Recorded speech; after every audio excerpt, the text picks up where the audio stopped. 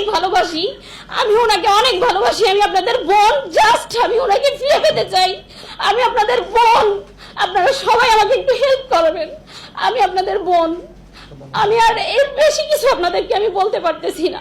আমি আর বেশি কিছু আর আপনাদেরকে বলতে পারতেছি না। আমি আর পারতেছি না। আমি জাস্ট কিছু পারতেছি না। আমি আর কিছু পারতেছি না। আমার পক্ষ থেকে প্রধানমন্ত্রী পর্যন্ত লেটার দেওয়া হয়েছে। আমি ডিবি কার্যালয়ে গিয়েছি, আমি র্যাব সদর দপ্তর গিয়েছি, পুলিশ হেডকোয়ার্টার গিয়েছি এবং প্রত্যেকের কাছে আমার পক্ষ থেকে একটা লেটার পৌঁছে দেওয়া হয়েছে। আমি আসার আগে র্যাব হেডকোয়ার্টার থেকে র্যাবের ডিজি স্যারের সাথে দেখা করে এসেছি। উনি আমাকে আশ্বস্ত করেছেন যে আমাদের কাছে নেই, অ্যাটলিস্ট আমাদের কাছে থাকলে আমি আপনাকে ইনফর্ম করতে পারতাম, আমাদের কাছে নেই। আমি তার সার্বিক সহযোগিতা কামনা করে এসেছি যে আপনি আমাকে সাহায্য করেন।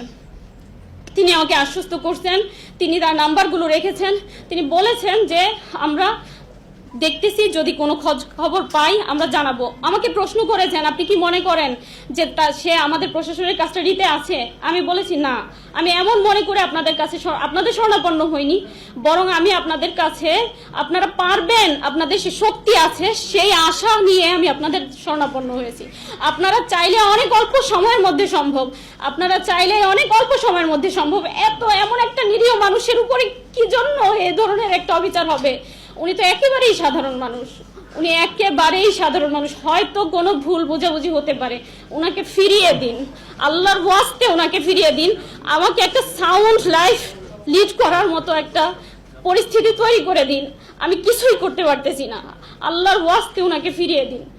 আপনারা চাইলে অনেক কিছু অনেক সহজভাবেই সম্ভব।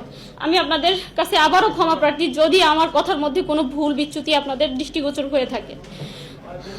আমি আমার কথা শেষ করতেছি, এই মেসেজটুকুই আমার পক্ষ থেকে আপনারা পৌঁছায় দিবেন। আমি কথা শেষ করার আগে আপনাদেরকে আবারও ধন্যবাদ জানাচ্ছি। Islamic cartoon TV.